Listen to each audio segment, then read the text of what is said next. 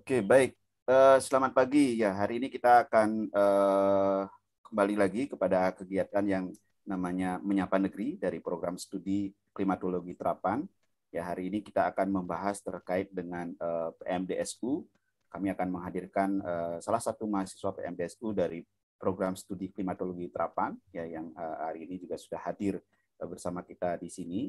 Tapi sebelumnya izinkan kami untuk menyapa teman-teman semua, siapapun gitu ya, yang mungkin pagi ini sedang berkegiatan dan lain sebagainya, menyempatkan diri untuk menyaksikan kegiatan ini, ataupun nanti pada saat setelah kegiatan ini menyaksikan kembali. Kami ucapkan selamat pagi, terima kasih, semoga kita selalu dalam keadaan sehat dan selalu jaga kesehatan. Baik, untuk pertama izinkan kami untuk menyampaikan terlebih dahulu terkait dengan apa itu program studi klimatologi Terapan dan juga apa itu program PMDSU. Izinkan saya untuk share screen.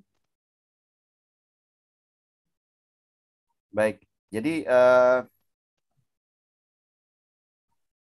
nah, ya, program studi klimatologi Terapan itu berada di Departemen Geofisika dan Meteorologi, Fakultas Matematika dan Ilmu Pengetahuan Alam IPB University. Jadi program klimatologi Terapan ini mengasuh dua program studi, yaitu program studi Magister Klimatologi Terapan dan program studi Doktoral Klimatologi Terapan. Nah, kalau misalnya kita melihat apa yang menjadi visi kami di program studi Magister Klimatologi Terapan, jadi kalau misalkan kita lihat bahwa visi kami itu adalah menjadi program magister unggulan dan terkemuka serta memiliki daya saing di tingkat nasional dan internasional dalam bidang klimatologi terapan untuk mendukung pembangunan berkelanjutan.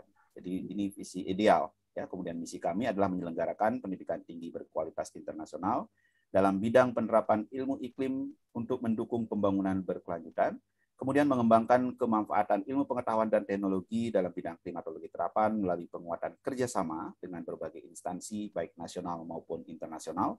Kemudian juga memberikan kontribusi terhadap perencanaan, pengelolaan, dan pemanfaatan sumber daya iklim secara optimal pada berbagai sektor pembangunan.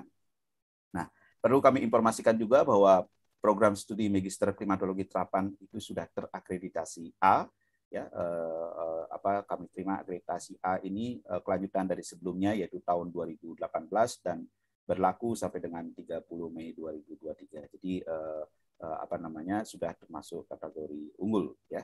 Nah, kemudian bagaimana dengan program studi doktoral di klimatologi terapan? Visi kami adalah menjadi program doktor klimatologi terapan dengan kompetisi akademik dan riset serta inovasi yang bertaraf internasional. Dengan misi kami adalah menyelenggarakan pendidikan doktor klimatologi terapan berkualitas internasional, kemudian mengembangkan ilmu pengetahuan, teknologi, inovasi original dan teruji di bidang klimatologi terapan melalui kolaborasi penelitian, baik secara interdisiplin, multidisiplin maupun transdisiplin ilmu. Kemudian memberikan kontribusi terhadap pembangunan berkelanjutan melalui implementasi ilmu dan teknologi serta inovasi bidang klimatologi terapan. Nah, itu kira-kira gambaran, sama seperti program studi Magister Klimatologi Terapan. Kami juga untuk program studi doktoral klimatologi terapan juga sudah terakreditasi. Kami terima pada tahun 2019 dan berlaku sampai dengan 2024 dengan akreditasi A. Nah, sesuai dengan tema hari ini, kita akan membahas tentang program PMDSU dari mahasiswa penerima PMDSU di program studi klimatologi terapan. Sedikit gambaran apa itu program PMDSU. Jadi PMDSU itu berawal di tahun 2013. Kalau misalkan mengacu pada informasi yang ada di website PMDSU, bahwa Direktorat Jenderal Sumber Daya Ilmu Pengetahuan Teknologi dan Pendidikan Tinggi Kemenristek-Dikti melalui Direktorat Kualifikasi Sumber Daya Manusia pada saat itu menyelenggarakan program beasiswa magister menuju doktor untuk sarjana unggul. Ya, jadi di sini perlu kami garis bawahi bahwa program PMDSU itu adalah merupakan program beasiswa pendidikan magister ya menuju doktoral ya untuk sarjana unggul. Nanti kita akan coba diskusikan syarat-syaratnya dan lain sebagainya. Nah, program ini seperti tadi dilaksanakan sejak tahun 2013, jadi sampai sekarang itu sudah masuk ke batch 6 ya. Jadi sudah 6 angkatan yang merupakan salah satu terobosan untuk percepatan laju pendidikan doktor dalam rangka meningkatkan jumlah lulusan doktor sehingga memenuhi kualifikasi pendidikan dosen minimal S2. Jadi memang PMDSU kalau melihat dari informasi ini akan diarahkan untuk menjadi dosen ya di berbagai mungkin perguruan tinggi karena untuk memenuhi minimal kualifikasinya S2. Nah, melalui program ini para sarjana unggul diharapkan dapat dididik dan dibina menjadi doktor dalam suasana akademik yang sehat di bawah bimbingan promotor yang cemerlang, baik berdasarkan rekam jejak penelitian maupun pendidikan. Jadi tidak hanya mahasiswanya yang unggul, tapi juga promotor ya yang menjadi promotor mahasiswa yang bersangkutan juga pilihan gitu ya promotor yang cemerlang baik dari rekam jejak penelitian maupun pendidikan. Nah, program ini diharapkan menjadi salah satu moda dalam pemberian beasiswa pendidikan pascasarjana dan pembiayaan penelitian pada program pendidikan pascasarjana di masa yang akan datang. Jadi itu kira-kira harapan dari PMDSU. Kita akan coba nanti diskusikan kira-kira siapa saja yang bisa masuk untuk program PMDSU ini, dan kemudian apa saja sebenarnya persyaratannya, apakah seperti yang mungkin disampaikan, apakah selalu suka-suka gitu ya program penelitian ataupun riset ataupun kuliah di PMDSU, ataukah mungkin suka diselingi oleh duka dan lain sebagainya, atau bagaimana gitu ya, nanti akan kita diskusikan. Baik, untuk itu saya sudah menghadirkan satu mahasiswa PMDSU untuk Saudara Umu. Saudara Umu sudah bersama kita ya hari ini? Ya. Halo, ya, ya, Ya. Saudara Umu, ya Umu Ma'rufah ya, panggilnya apa? Umu gitu ya, atau Umu. Umu Panggilannya ya, Umu. baik. Panggilannya Umu ya, kita panggil mungkin Saudara Umu. Baik, Saudara Umu ini apa namanya, lahir di Lamongan ya, Lamongan ya, tahun ya kalau misalkan sebutkan tahunnya itu sekitar berapa? 26 tahun lalu ya. 26 tahun lalu. 27. Oh, sudah 27 sekarang. Iya. 27 tahun lalu ya. Wah, berarti setahun lagi itu akan lulus kan Iya. doktor Semoga. sebelum umur 30. Wah, ini luar biasa ya. Jadi menyelesaikan dulu sekolah apa namanya SMA di Lamongan, kemudian setelah itu di tahun 2012 setelah menyelesaikan langsung apa namanya langsung ke IPB ya sebagai mahasiswa apa namanya S1 di program meteorologi terapan. Nah, kemudian PMDSU juga lanjut setelah lulus atau masih ada jeda ya sekitar 2 tahun. Sekitar 2 tahun. 2 tahun jeda baru masuk ke program magister gitu ya, program magister, dan lanjut sampai saat ini, dan kalau misalkan lancar dan tidak ada kendala itu tahun depan sudah selesai kira-kira ya. Iya, amin. 2018 2022 kan program 4 tahun. Ini selama 4 tahun itu sudah menyelesaikan S2 dan S3. Wah, luar biasa ya. Berbagai kegiatan juga sudah dilakukan, berbagai apa namanya penghargaan ya sebagai penerima beasiswa Super Smart ya. Kemudian juga sebagai delegasi dalam Indonesian Green Action Forum di World Water Forum Republic of Korea ya. Kemudian juga training community land model bioclimatology group di Groningen, Jerman, dan juga sebagai penerima beasiswa ya untuk PMDSU, dan juga menghadiri berbagai jenis seminar, baik itu sebagai partisipan ya, sebagai presenter di International Symposium 8 baik yang ketiga dan keempat, kemudian speaker di meteorologi interaktif, termasuk juga presenter di Seven International Conference Agriculture and Biological Science. Nah, berbagai publikasi juga sudah apa namanya dihasilkan ya dari penelitian. Mungkin nanti akan diskusi-diskusi juga ya dengan Saudara Umu ini. Baik, Saudara Umu, gimana? Pertama itu ingin menanyakan dulu ini, waktu awal itu apakah pernah terpikirkan ya, saya akan masuk program PMDSU atau saya akan melanjutkan kuliah setelah S1. Itu apakah pernah terpikirkan sebelumnya atau tiba-tiba saja atau bagaimana? Sebenarnya ketika saya mengerjakan skripsi itu udah terpikir setelah lulus S1 saya memang ingin melanjutkan untuk ke jenjang berikutnya, ke S2 itu Pak. Sebenarnya awalnya keinginan untuk PMDSU itu tidak terlalu besar sebenarnya untuk mendaftar PMDSU, karena pengennya S2 dulu, setelah S2 cari kerja dulu, pengalaman dulu, baru lanjutan lagi S3 gitu. Sebenarnya keinginannya seperti itu. Ya, jadi rencana memang bekerja dulu ya sebelum melanjutkan apa namanya, artinya melanjutkan S2 dulu, kemudian bekerja baru ada keinginan untuk melanjutkan S3 gitu ya. Iya, Ya, tapi di PMDSU itu kan S2 dan S3 itu bergabung ya, tidak boleh, artinya tidak boleh satu dulu S2 diselesaikan, kemudian istirahat dulu, kemudian S3 tidak bisa kan? Karena itu tidak merupakan bisa. program bersama ya. Apa Iya, namanya? karena Program lanjutan ya.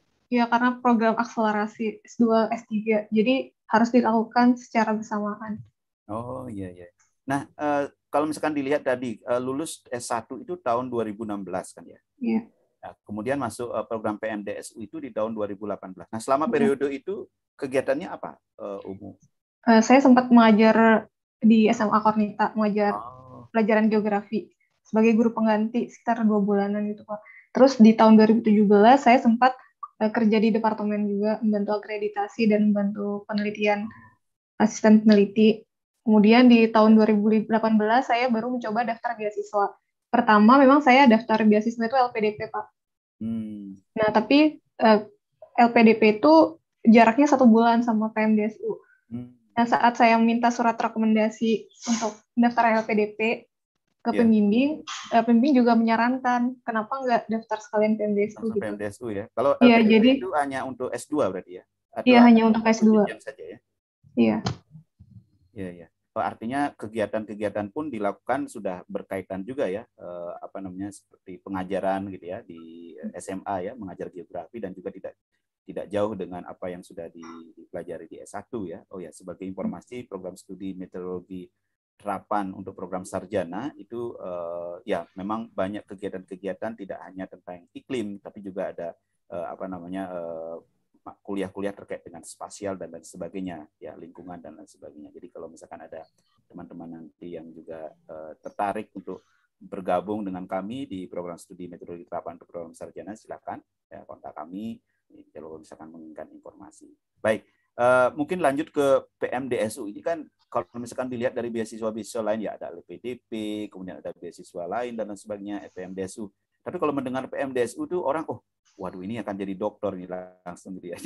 Jadi apa namanya, dan juga mungkin dari ya kalau misalnya kita lihat besaran beasiswa mungkin berbeda gitu ya dengan besaran beasiswa lain. Nah, proses awal untuk mendaftar PMDSU itu susah atau gimana ya? Maksudnya adakah syarat-syarat tertentu? Karena kalau misalnya dilihat tadi penjelasannya, program apa namanya, magister menuju doktor untuk sarjana unggul. Nah, berarti kan artinya walaupun ini terbuka untuk siapapun gitu ya, siapapun bisa masuk ke program PNDS, tapi kan tidak semua gitu kan, harus ada kompetisi. Itu susah atau bagaimana? Itu apa persyaratannya dan bagaimana? iya Pak. Jadi untuk PMDSU ini mirip ketika kita akan kuliah ke Jepang. Kita harus kalau ke Jepang kita harus mencari sensei dulu. Nah, kalau di Oh, PMDSU kita harus mencari promotor dulu. Jadi sebenarnya ketika beasiswa PMDSU dibuka itu belum tentu kita bisa daftar gitu karena kita harus melihat apakah ada promotor yang bidangnya sesuai dengan bidang kita. hmm, Itu harus dilihat dulu gitu. Nah, untuk proses pendaftarannya sebenarnya untuk syarat IPK itu sama dengan LPDP 3,25 hmm, sekitar itu, Pak. Terus pendaftarannya itu kita dua pendaftaran secara langsung. Pertama ya, pendaftaran beasiswa ke Dikti, kemudian pendaftaran universitasnya secara terpisah, hmm, tidak gabung gitu. Nah, untuk pendaftaran PMDSU-nya, pertama kita harus mencari promotornya dulu yang sesuai dengan bidang ya, kita. Kemudian kita menghubungi promotor tersebut, hmm, menghubungi tentang interest kita, terus rencana penelitian kita gitu. Nah, setelah oh, itu kita daftar di uh, website PMDSU-nya. hmm. Dan di waktu yang bersamaan, kita juga harus daftar di universitasnya. Oh, berarti tiga proses ya. Pertama harus mendapatkan promotor. Nah, ini kira-kira mungkin proses yang apa ya, yang paling sulit mungkin ya. Artinya kan kita perlu tahu juga promotornya siapa saja yang bersedia gitu ya, siapa saja yang apa namanya, yang mau gitu ya, atau yang sesuai tadi terkait dengan penelitian. Dan tentunya promotor juga tidak hanya satu orang kan yang mendaftar ke yang bersangkutan gitu ya, bisa Iya. jadi lebih dari satu, dan itu juga proses seleksi yang dilakukan ya oleh promotor. Mungkin seperti itu atau bagaimana? Jadi pertama proses PMDSU itu kan Dikti menseleksi universitasnya dulu, Pak. Ya. Setelah menseleksi universitasnya, kemudian Dikti menseleksi dosennya, promotor. Jadi ada pendaftaran promotor. Setelah Promotor harus daftar juga ya? Iya, ada pendaftaran promotor, ada Pendaftaran syarat. promotor ya. Oh iya. Promotor Iya. juga ada syaratnya untuk Betul bisa ya. daftar itu. Rekam jejak penelitian dan juga akademik ya, seperti tadi disampaikan Iya. informasinya ya. Yang ada minimal H-index, terus kerjasama, punya kerjasama yang seperti itu, Pak. Iya. Nah, setelah itu pengumuman promotor diumumin di website PMDSU dengan nama dosen dan universitasnya di mana, prodinya apa, tema penelitiannya apa, terus kontaknya yang bisa dihubungi. Nah, dari situ kita bisa kontak calon promotor kita dari email untuk berdiskusi gitu. Biasanya kita setelah itu kita bisa daftar. Nah, biasanya memang yang daftar ke promotor bisa jadi banyak, lebih dari satu. Nah, nanti proses seleksinya sesuai dengan itu, lebih ke hak prerogatif dari promotor untuk menseleksi. Itu maksudnya. Jadi sepertinya keputusan akhir itu sangat tergantung dari promotor gitu ya. Iya, benar sekali, Pak. Promotor ya. Nah, kemudian kalau setelah mendapatkan promotor, nah seperti misalkan pengalaman saudara Umu ini sudah mendapatkan promotor, itu proses selanjutnya itu berarti mendaftar ke universitasnya. Nah, ini secara bersamaan, Pak. Jadi ada kasus juga di universitasnya diterima, tetapi beasiswa PMDSU-nya tidak diterima. Ada kasus seperti itu juga. Oh, jadi berarti artinya mendaftar beasiswa, kemudian promotor juga berdiskusi dan lain sebagainya gitu ya. Jadi kalau keduanya itu sudah prosesnya selesai, baru diterima ya sebagai mahasiswa PMDSU dengan promotor yang bersangkutan. Iya, nanti promotor itu memberikan nama kepada universitasnya, kemudian universitasnya ini akan memberikan nama kepada diktinya. Untuk beasiswanya ya berarti. Iya, untuk beasiswanya. Nah, pengalaman saudara Umu sendiri ini dalam proses mencari promotor waktu itu prosesnya bagaimana untuk mencari promotor? Apakah langsung berdiskusi dengan promotor yang sekarang gitu ya? Ataukah sebelumnya coba-coba nih cari gitu di mana gitu, artinya di informasi yang ada di situ sesuai dengan bidang penelitian, atau bagaimana prosesnya? Jadi mungkin ada juga nanti teman-teman juga yang mungkin tertarik gitu ya untuk mengikuti jejak dan mengambil program PMDSU ini, tahu gitu proses. Oh, harus cari promotor dulu. Itu bagaimana dulu prosesnya? Ya, karena saya sih udah melihat dari IPB promotor yang sesuai. Jadi memang saya daftarnya di IPB. Oh, iya. Dan biasanya kebanyakan karena promotor saya juga sudah, ya istilahnya udah tahu saya, sebelumnya kenal, ya? sudah tahu ya. Pembimbing S1 kan ya dulu? Bukan, Pak. Oh, bukan juga. Oh, tapi sudah penelitiannya sama ya. Artinya promotor juga memiliki kegiatan penelitian sesuai dengan bidang gitu ya. Iya. Oh. Tapi bisa juga ya, misalnya lulus dari sekarang Umu kan di IPB ya, di klimatologi terapan ya. S1-nya klimatologi terapan, kemudian PMDSU-nya juga di klimatologi terapan. Bisa tidak misalkan saya dari universitas lain nih masuk ke IPB gitu. Bisa mencari promotor di IPB, tidak harus dari universitas asal? Bisa. Kan di klimatologi juga ada batch PMDSU di angkatan atas saya. Ada dari universitas luar yang bisa juga. Sebenarnya yang terpenting adalah bidang kita sesuai dengan bidang penelitian dari promotor. Nah, ini informasi penting ya. Jadi nanti untuk teman-teman atau siapapun gitu yang ingin mendaftar PMDSU, sering-sering men-searching gitu ya, penelitian-penelitian, mungkin cari publikasi-publikasi yang sudah ada dari peneliti-peneliti, umumnya peneliti-peneliti di universitas gitu ya. Dan kemudian nanti bisa jadi yang bersangkutan calon promotor gitu ya. Kalau Anda misalkan nanti mentarget, saya setelah lulus S1 ini langsung masuk PMDSU nih gitu ya. Jadi seperti itu kira-kira prosesnya. Oke, baik, Saudara Umu, setelah proses itu dilakukan, itu kan artinya mendaftar gitu ya, kemudian diterima. Topik penelitian itu memang berarti didiskusikan dari awal berarti ya? Jadi karena di pengumuman PMDSU-nya untuk list promotor sudah menuliskan tema penelitian. Jadi penelitian kita itu sesuai dengan tema penelitian promotor tersebut.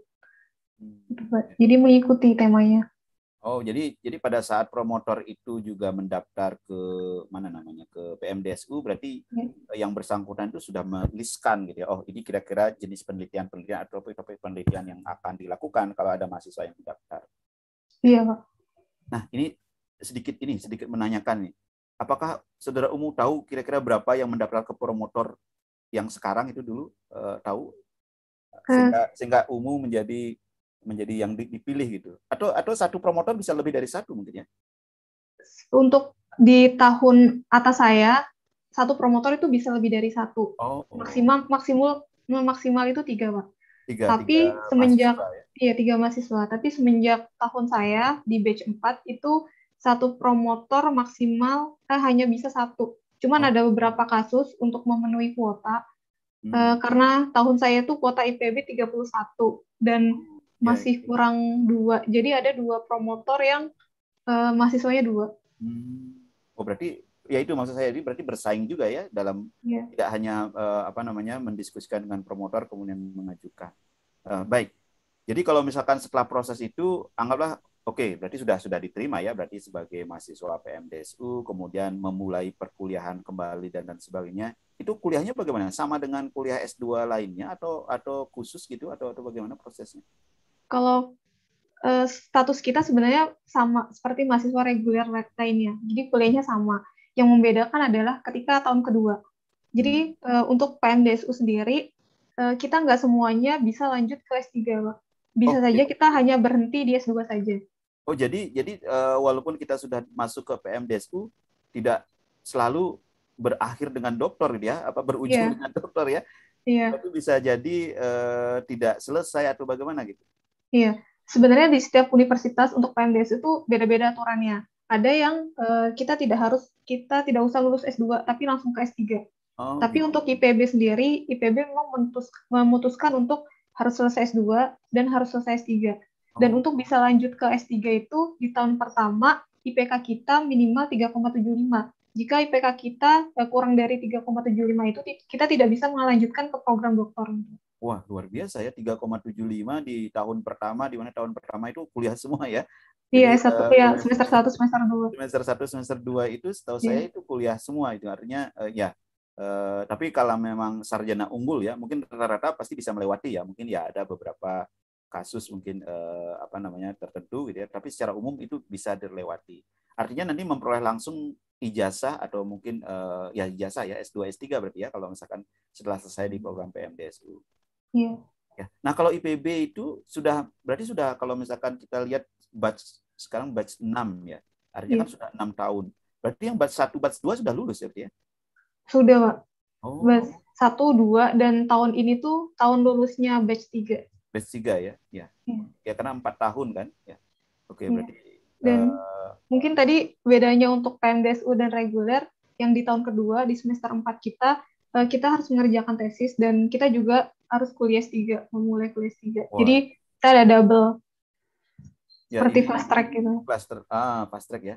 Berarti ini memang benar-benar harus dipikirkan matang-matang ya bagi calon mahasiswa PMDSU gitu ya, bahwa programnya itu sangat padat gitu ya. Artinya di semester 1, semester 2 itu perkuliahan seperti biasa, seperti program magister gitu ya. Kemudian di semester 3 dan 4 harus menyelesaikan tesis, termasuk juga harus Kuliah kuliah dokter. untuk yang doktoral. Artinya sudah Iya, terdaftar sebagai mahasiswa doktoral ya di iya, Pak. semester 3 dan 4. Kemudian baru nanti lanjut penelitian di tahun ketiga dan tahun keempat gitu ya. Dan prosesnya itu mungkin mirip ya, dari tahun kedua sampai tahun keempat itu berarti mirip dengan program doktoral ya, 3 tahun. Iya, Ya. Oke, terkait dengan penelitian. Nah, ini menarik, tadi kan di awal Saudara Umum menyampaikan, oh saya mencari penelitian yang sesuai gitu ya. Sebelum lanjut ke topik penelitiannya sama dengan penelitian S1 atau berbeda? berbeda, Pak. Wah. Sebenarnya kalau penelitian S1 saya kan tentang kekeringan. Hmm. Saya analis menggunakan data remote sensing. Hmm. Kalau yang Gitu. di Kalau PMDSU? yang kemudian di PMDSU ini, saya menganalisis tentang bagaimana pengaruh tutupan lahan Hmm. hutan ke kelapa sawit, nanti Oh, bagaimana pengaruhnya terhadap curah hujan, gitu ya. Pak. Dan banyak proses mikro. Hmm. Ya, ya, ya. mungkin bisa diceritakan sedikit tentang topik penelitian ini. Ini kan menarik nih. Berarti bagaimana perubahan lahan berpengaruh terhadap iklim mikro, gitu ya. Kemudian di lokasi kelapa sawit, di mana lokasinya? Di Jambi, Pak. Jambi ya, di Jambi, gitu ya. Bisa diceritakan sedikit itu yang parameter atau yang diukur atau dianalisis terkait dengan penelitian ini seperti apa? Jadi mungkin memberikan gambaran, kalau PMDSU itu kira-kira topik penelitian yang mungkin nanti bisa jadi jadi topik gitu ya, atau juga mungkin bisa menjadi referensi gitu ya untuk teman-teman yang melakukan penelitian. Itu seperti apa? Jadi penelitian saya sebenarnya dibagi untuk S2 dan S3. Nah, untuk S2-nya sendiri, saya fokus di lahannya. Bagaimana pengaruh tutupan lahan itu terhadap partisi energinya. Karena nanti pada proses selanjutnya di S3, partisi energi itu akan berpengaruh kepada kondisi atmosfernya. Terus bagaimana ke pembentukan curah hujannya gitu, Pak. Jadi dan nanti, lahan mempengaruhi nanti bagaimana proses curah hujan di wilayah itu. Iya, Pak. Nanti membuat beberapa skenario bagaimana jika hutan itu perubahannya misalkan 50% menjadi kelapa sawit. Bagaimana jika perubahan itu hanya 20%? Dan karena posisi di mana posisi hutan yang berubah, distribusi dari oil palm-nya itu juga akan berpengaruh juga ke curah hujan. Pengaruhnya akan berbeda. Ya, kalau sekilas tujuannya itu apa? Tujuan penelitian artinya di akhir gitu ya, ingin mengetahui apa, ingin menganalisis atau mengevaluasi apa gitu dari penelitian ini? Tujuan akhirnya adalah nanti memberikan rekomendasi sih, Pak. Sebenarnya perubahan lahan deforestasi maksimal biar iklim di Jambi itu tetap terjaga itu bagaimana gitu. Wah ini akan menarik ya kalau sudah nanti diperoleh hasilnya bahwa berapa persen maksimum lahan yang bisa gitu ya dikonversi sehingga kondisi iklimnya itu tetap dalam kondisi yang stabil gitu ya. Kemudian dari situ kan mungkin tidak hanya jumlahnya ya, tapi juga seperti tadi distribusi artinya sebaran spasial gitu ya. Berarti bagaimana sebaran spasial ini bisa juga menjadi referensi untuk perencanaan gitu ya, perencanaan pengembangan wilayah untuk menjaga kondisi iklim agar tetap stabil. Mungkin seperti itu kira-kira ya. Iya. Artinya harus ke lapangan dong berarti ya? Iya, jadi sebenarnya penelitian saya bukan yang penelitian lapang banget gitu, karena saya menggunakan simulasi model. Tapi ke lapangan juga, tapi ke lapangan juga karena tetap harus ke lapang karena untuk melakukan simulasi itu butuh data-data untuk masukkan model dan data-data itu diperoleh dari lapang. Nah, pengalaman di lapang, nah ini menarik nih ya. Berarti selama melakukan penelitian, berarti itu dari semester 3 berarti ya? Dari semester 3. Semester 3 ya, setelah itu pengalaman di lapang itu bagaimana? Ini kan harus masuk ke hutan-hutan, masuk ke perkebunan dan lain sebagainya. Itu berapa lama di lapang, terus bagaimana prosesnya?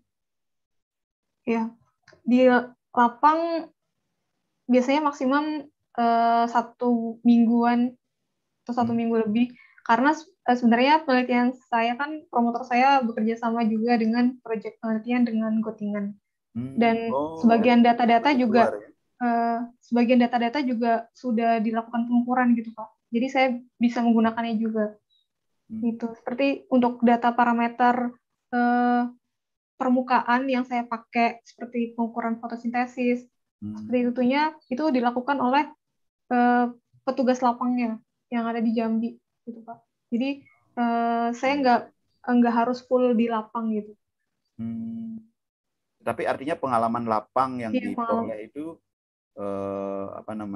cukup ya atau lumayan lah ya, artinya tapi kan tidak sekali ya berarti ya ke lapang itu beberapa kali selama periode penelitian itu ya. Iya, saya sudah 3 kali Pak ke lapang. Ya sudah masuk hutan juga.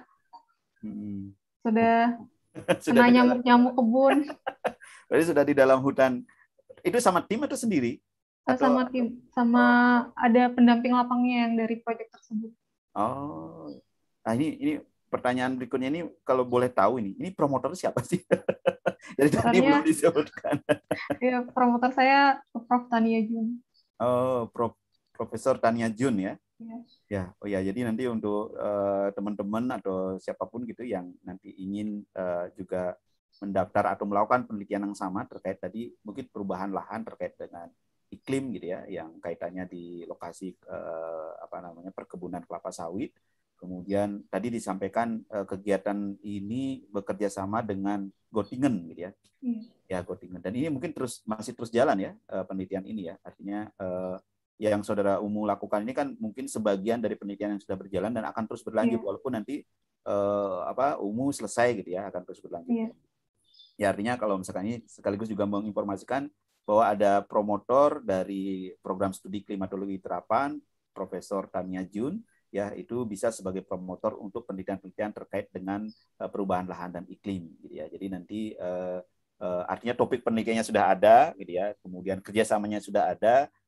Jadi tidak perlu lagi apa namanya bingung mencari topik penelitian. Jadi nanti mungkin bisa kontak ke kami juga atau bisa nanti ke kontak ke saudara Umu atau langsung ke promotor yang bersangkutan ya, Profesor Tania Jun bisa dicari nanti beliau apa penelitiannya terkait apa. Nah, kembali lagi ke penelitian yang saudara Umu lakukan. Artinya ini kan sekarang sudah tahun kedua ya penelitiannya.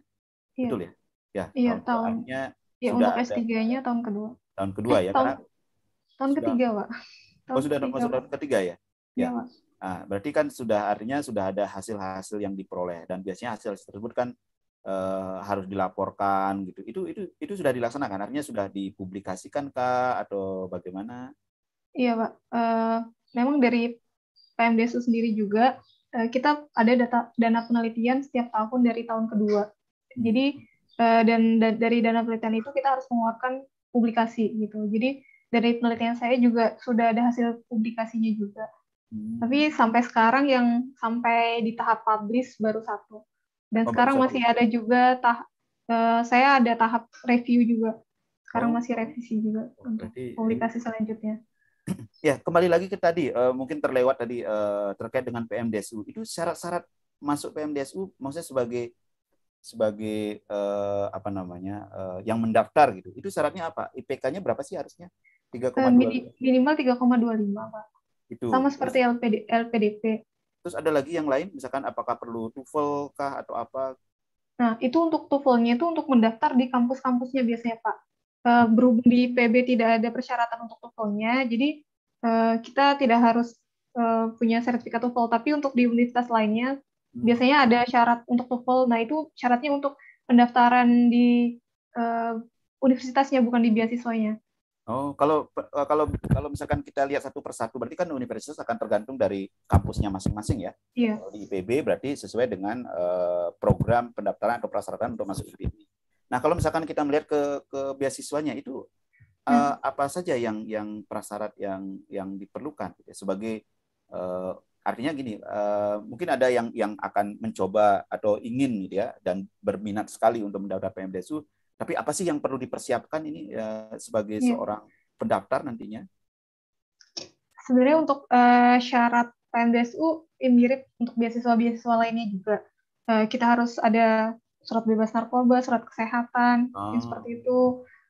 Terus kita harus untuk menghubungi promotor, sebenarnya itu tergantung masing-masing orangnya. Tapi dari saya sendiri, ketika menghubungi promotor, kita harus melampirkan rencana penelitian kita juga gitu. Ya, itu sih hal yang harus disiapkan juga, Pak. Oh, ya jadi artinya sebenarnya kalau dari persyaratan masih standar ya, umum Ya, untuk standar beasiswa juga. lainnya. Ya. Nah, cuma mungkin proses seleksinya tadi ada dua ya, di promotor dan kembali lagi juga di universitas. Nah, sekarang kembali ke apa namanya penelitian dilakukan. Seperti tadi disampaikan, oke di dalam penelitian saya mendapatkan tadi saudara umum menyampaikan saya mendapatkan dana penelitian. Nah, kalau misalkan boleh tahu komponen-komponen beasiswa untuk PMDSU itu apa saja yang didapatkan selain Iya, Pak. misalkan tadi dana penelitian? Ya, jadi komponen dari beasiswa PMDS itu biaya hidup, biaya kuliah, dan biaya penelitian. Dan selain itu, kita juga di PMDSU sendiri ada program Sandwich Like atau PKPI. Itu Apa tuh itu? untuk Jadi itu untuk ketika misalkan promotor saya Butania punya kerjasama dengan Universitas Göttingen. Nah, saya bisa melakukan penelitian juga di sana dengan Oh, beasiswa PMDSU ini, gitu Pak. Tapi saya harus mendaftar dulu, ngirimkan proposal, rencana penelitian, LOE dari kampus. universitas yang saya tuju, iya seperti itu Pak. Untuk biasanya sampai 1 semester bisa melakukan penelitian di sana. Hmm. Itu kalau Umu sendiri sudah melakukan itu. Eh, Sebenarnya untuk angkatan saya pendaftarannya di tahun ini. Oh, Berhubung tahun ini tuh ya si lagi pandemi sedang ya. corona pandemi kayak seperti ini Pak. Tapi ada juga teman saya berangkat. Tapi saya memutuskan untuk tidak ikut sih Pak karena tahun kedua saya udah diberi kesempatan juga Hmm. oleh promotor dengan dana penelitian Ya, promotor ya. dengan Jerman. Saya dikasih kesempatan promotor untuk belajar model yang saya gunakan ke Jerman. Oh, berarti sudah sempat ke Jerman nih berarti ya? Ya, sudah Pak. Wah. Nah, mungkin sedikit cerita nih pengalaman di Jerman. Ya, sesuai dengan topik kita hari ini kan kita membahas gitu ya dari bagaimana kuliahnya. Gitu. Nanti kita mungkin sedikit dibahas bagaimana kuliah di prodi klimatologi terapan gitu ya, umum pengalamannya. Kemudian bagaimana semasa proses penelitian di Jambi gitu ya, di Jambi terkait dengan itu. Dan kemudian terakhir ada bonus jalan-jalan gitu ya, walaupun juga mendapatkan ilmu gitu. Itu di Jerman. Mungkin kita kita dari yang paling terakhir dulu nih, waktu ke berarti kemana tadi, ke Jerman ya, Ke Jerman. ya ke Jerman untuk melakukan kegiatan pelatihan terkait dengan model yang digunakan. Itu ya betul ya? Iya Pak. Ya, ya. Modelnya apa sih? Model-model yang digunakan itu? Community land model.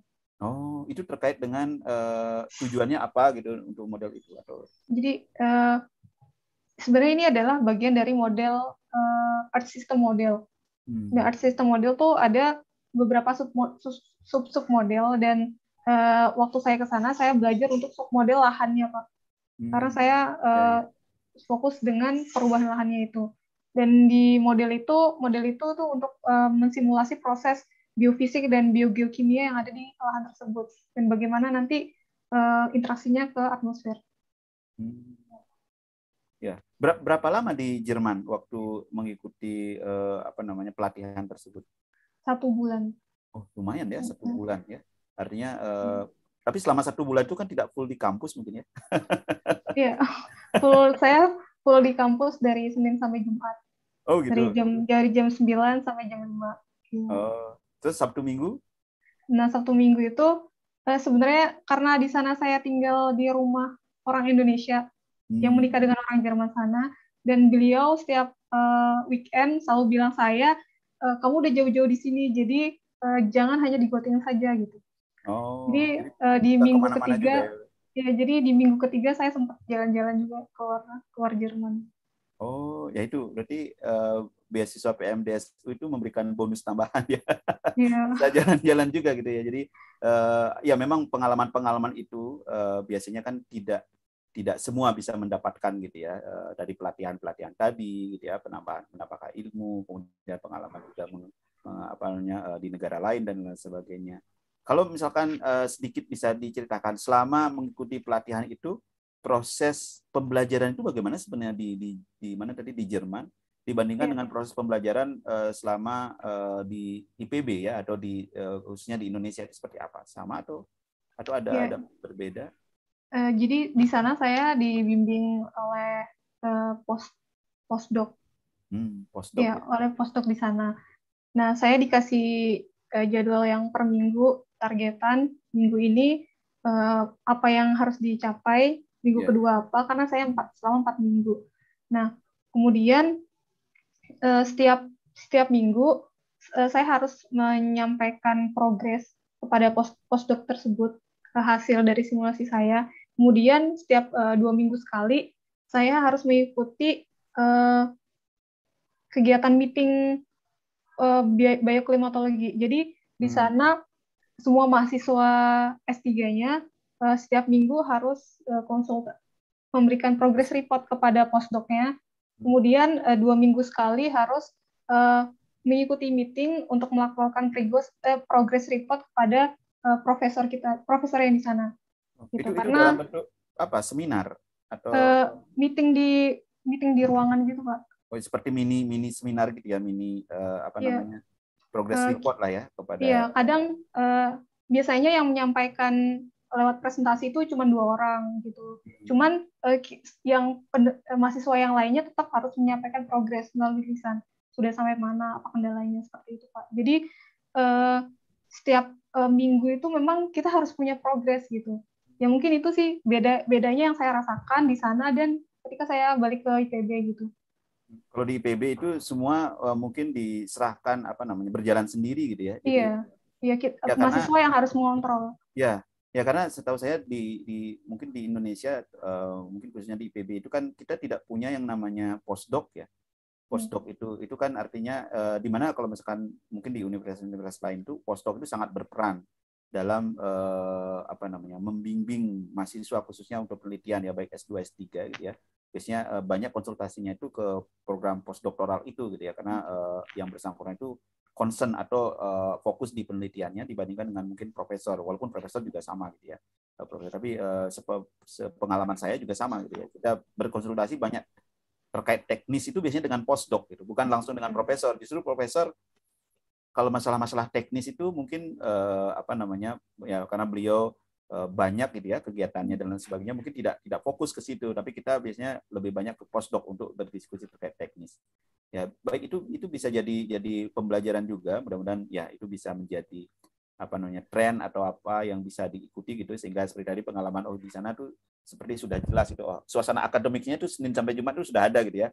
Senin setiap minggu harus melaporkan ke apa postdoc tadi, kemudian setiap 2 minggu ada meeting dan apa namanya kegiatan dengan profesor sehingga progres itu tetap berjalan. Jadi selama 4 minggu itu berarti ada 4 kali kegiatan seperti itu dan 2 kali kegiatan dengan profesor berarti ya, yang Iya. secara langsung ya. Oke. Nah kemudian kembali ke tadi, berarti tadi yang tadi jalan-jalannya itu di Sabtu Minggu ya, bisa Iya. di proses-proses itu mengunjungi mana saja kalau boleh tahu, kota-kota. Saya jalan-jalannya hanya sekali saja sih, Pak, yang keluar dari Göttingen. Oh, gitu. Eh, itu saya di minggu ketiga, hari Jumat malam saya berangkat ke Paris, kemudian hari Sabtunya di Paris, hari Minggunya jalan-jalan sedikit di Belgia, di Brussels, kemudian balik lagi. Sendiri atau Ada bareng? teman saya, Pak, ada teman saya, karena ada teman S1 saya yang sedang kuliah di sana. Jadi Oh, S1, maksudnya teman S1 di bukan, Pak, S1 saya mahasiswa IPB juga, cuma oh, dari maksudnya jurusan sekarang lain. mengambil magister di sana atau Iya, doktoral? S2 di sana. Oh, iya iya iya. Wah, itu apa namanya? Menarik ya pengalaman-pengalaman itu. Nah, kembali tadi ke penelitian tadi. Tadi kan dikatakan, disampaikan penelitian itu harus masuk hutan juga gitu ya, harus masuk hutan. Itu ada kendala selama mengikuti kegiatan seperti itu? Apa namanya, harus masuk hutan, terus mungkin mengambil data dan lain sebagainya. Iya, Pak. Waktu pertama kali masuk hutan, memang saya nggak ada persiapan sama sekali, Pak, karena belum tahu masuk hutan itu gimana. Ternyata kita sempat juga harus, jadi dari jalan itu kita Ya. pakai bawa mobil, kemudian untuk masuk hutannya kita jalan sekitar 30 menit dan tanjakannya lumayan gitu, Pak. Dan kami tuh nafasnya nggak kontrol gitu. Terus setelah kami mau pulang lagi ke Bogor, jadi eh, pendamping lapang kita itu emang bilang sebelum ke Jambi itu harus mempersiapkan fisiknya dulu, harus olahraga dulu, biar ke lapangnya kuat ya. Itu sih Hmm. mungkin pengalaman itu. Oh, jadi mahasiswa PMDSU itu harus kuat fisik ya. Ya, Kuat fisik ya untuk untuk yang penelitian-penelitian lapang ya. ya Tapi umumnya penelitian kalau lapang. misalkan di klimatologi terapan itu, sepemahaman saya itu hampir semuanya itu penelitiannya lapang. Ya, yang mungkin salah satu promotor ada penelitiannya terkait dengan apa namanya Gambut. gambut ya. Ya. Ya, gambut, kemudian ada juga pesisir dan lain sebagainya. Itu juga lapang semua gitu ya. Ya, penelitian berapa lama harus di lapang ya. Kemudian mengambil data dan lain sebagainya. Jadi memang artinya mahasiswa PMDSU seperti tadi memang betul-betul mahasiswa unggul ya, harus terampil juga bagaimana mendapatkan data di lapangan. Selain itu juga terampil juga menggunakan aplikasi ya, seperti tadi Saudara Umu berkesempatan untuk mendapatkan pelatihan di mana tadi, Göttingen ya, di Jerman ya. Jerman ya, kemudian untuk mendapatkan pelatihan terkait dengan penggunaan apa tadi aplikasi yang land model atau community land model. Community land model, CLM berarti ya, community land model ya. Baik. Nah, apa namanya, terkait dengan, mungkin kembali lagi terkait dengan proses perkuliahan ya, mungkin selama di program studi klimatologi terapan. Nah, ini untuk juga menginformasikan kepada teman-teman yang lain gitu ya, yang tertarik nantinya untuk mengikuti perkuliahan di klimatologi terapan. Mungkin saudara umum bisa menceritakan bagaimana sebenarnya suasana akademik di klimatologi terapan yang dirasakan selama ini gitu ya, dengan mungkin kalau sebelumnya kan kuliahnya itu kan berarti sebelum pandemi kan ya? Iya, sebelum Ya. pandemi. Nah, itu Sempat juga merasakan pandemi juga. Oh, pandemi juga perkuliahan juga selama. Ya, itu bagaimana sebenarnya di IPB lah secara umum, ataukah juga mungkin di program studi klimatologi terapan gitu? Seperti apa proses perkuliahannya? Jadi Pak, karena S2 ini kan mahasiswanya sedikit ya Pak, daripada kita dibandingkan dengan S1 gitu. Jadi suasana di kelas tuh kita lebih banyak ke diskusi gitu Pak. Apalagi ketika kuliahnya itu hanya 5 orang. Seperti saya di S3 itu satu angkatan hanya 5 orang. Jadi kuliahnya itu lebih banyak ke diskusi. Jadi kita sebagai mahasiswa nggak hanya disuapin ilmunya saja gitu. Jadi tidak ada kuliah jadwal per jadwal itu, atau maksudnya kan kuliah itu umumnya 14 kali pertemuan gitu ya selama satu semester itu. Itu tiap minggu ataukah mungkin ada yang apa namanya kegiatannya tugas dan lain sebagainya? Ya, kuliahnya setiap minggu. Kemudian ada tugas juga. Gitu. Ya. Ya artinya mungkin lebih ini ya, lebih fleksibel dan lebih terbuka gitu ya dibandingkan dengan S1 ya. Kalau S1 kan rutin jadwalnya, kalau misalkan hari apa dan itu perkuliahan dan sebagainya gitu ya. Mungkin di S2 itu sudah mulai lebih terbuka gitu ya. Artinya lebih banyak fokusnya ke studentnya gitu ya, ke mahasiswanya untuk lebih mengeksplorasi materi-materi yang dipelajari gitu ya mungkin ya. Iya, Pak. Ya. Termasuk juga penelitian gitu ya. Penelitian itu juga bukan diarahkan 100% harus begini, tapi lebih juga belajar sendiri ya. Iya, betul sekali Pak. Dan itu karena saya udah terapan itu dari S1 gitu. Jadi saya udah terbiasa dengan itu. Jadi S1 juga sama ya? Karena S1 karena waktu S1 saya topik dikasih sama pembimbing. Tapi saya harus lebih banyak mengeksplor sendiri gitu. Ya, walaupun di kekeringan tadi ya. Iya. Ya. Tapi itu merupakan suatu proses yang menurut saudara umum itu baik atau bagaimana ya? Artinya mahasiswa diberikan kebebasan untuk belajar gitu ya, mengeksplorasi topik-topik penelitian itu bagaimana? Baik Pak. Karena saya bersyukur juga dari 1 sampai S3 ini punya pembimbing yang istilahnya kami nggak dibebaskan banget, tapi dikontrol juga. Ketika saya S1, setiap 2 minggu sekali saya ada bimbingan. Harus menyampaikan progresnya juga. Gitu. Tapi ya. Terus di S2 ini, S2 S3 ini juga seperti itu sama gitu Pak. Jadi saya tuh lebih kontrol dan susah untuk kabur gitu istilahnya. Susah untuk kabur. Mahasiswa tidak boleh kabur ya. Ya, memang melihat kalau program PMDSU kan sedikit berbeda ya dengan program reguler. Kalau program reguler itu kan S2, S3, kalaupun lanjut gitu ya. Saya masuk S2 dulu, kemudian selesai dalam 2 tahun, kemudian mendaftar lagi untuk S3 itu kan totalnya 5 tahun kan ya. Iya, totalnya standarnya 5 tahun ya, walaupun proses itu pun berjalan mungkin tidak selalu begitu gitu ya. Iya. 5 tahun itu kalau reguler. Nah, kalau PMDSU itu kan berarti dimampatkan kan, artinya yang waktu 5 tahun itu dipercepat menjadi 4 tahun gitu kan. Betul ya? Iya, betul Pak. Nah, menjadi 4 tahun yang tadi di semester 3, 4 itu sudah masuk S3 juga gitu ya. Jadi memang betul-betul prosesnya itu seperti tadi saudara umum sampaikan tidak boleh kabur gitu ya. Jadi memang harus fokus terus menyelesaikan kuliah. Nah, kalau misalkan tadi mungkin kuliah di tahun pertama mungkin saudara umum sempat merasakan periode selama sebelum pandemi gitu ya. Iya. Nah, terus selama pandemi itu bagaimana proses perkuliahannya? Tetap berjalan lancar atau ada kendala? Iya, saya merasakan kuliah pandemi itu di pandemi awal, jadi cuman setengah semester dari setelah UTS sampai ke UAS. Dan karena kita di kampus yang teknologinya udah mumpuni gitu Pak, jadi ketika pandemi ya udah Aman bisa ya. berjalan, ya aman Pak, berjalan dengan biasa aja. Cuman bedanya dulunya kita harus ke kampus, sekarang kita bisa tetap di dalam rumah gitu, hanya buka laptop. Dari mana saja ya, yang penting Iya, memiliki koneksi dan juga kan eh, kuliah itu kan kalau di tahun-tahun akhir artinya ini kan sudah tidak terlalu banyak ya untuk iya. program pasca kan. Eh, saat itu saya tinggal dua kuliah aja. Dan Hmm. memang keuntungan program klimatologi ini karena kita praktikumnya tidak menggunakan lab basah ya Pak. Jadi Oh, untuk di kondisi pandemi saat gini tuh nggak berpengaruh besar gitu.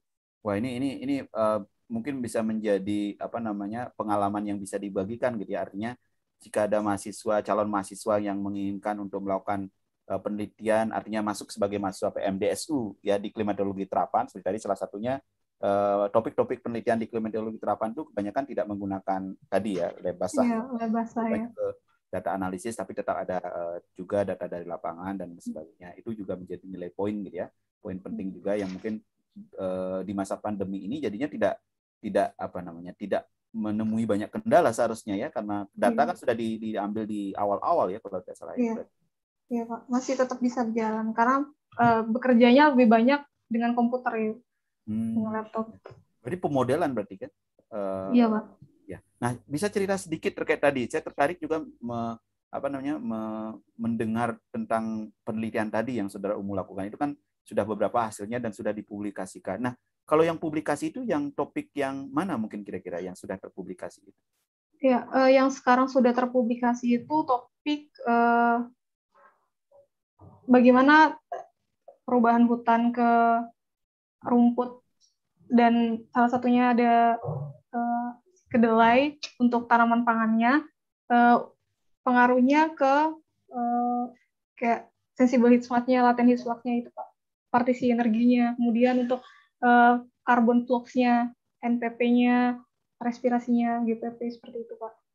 Itu yang udah terpublikasi saat ini.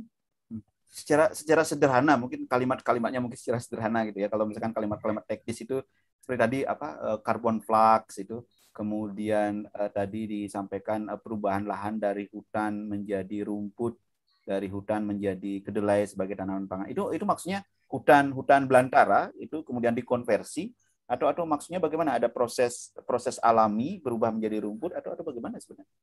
Ya, jadi saya itu melakukan simulasi. Oh, Gimana jika, simulasi ya. ya simulasi Pak, jika perubahan saya, lokasi yang saya gunakan itu hutan harapan yang ada di Jambi.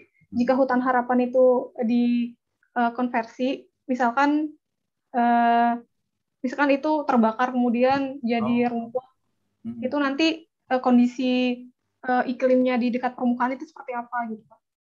Hmm. Yang tadi hasilnya seperti apa yang sudah didapatkan, yang mungkin itu kan hasil publikasi artinya itu sudah melalui riset gitu ya. Itu hasilnya Ya. berpengaruhnya ke mana berarti nanti itu? Iya, Pak. Ketika itu menjadi rumput atau semak atau itu sebenarnya nanti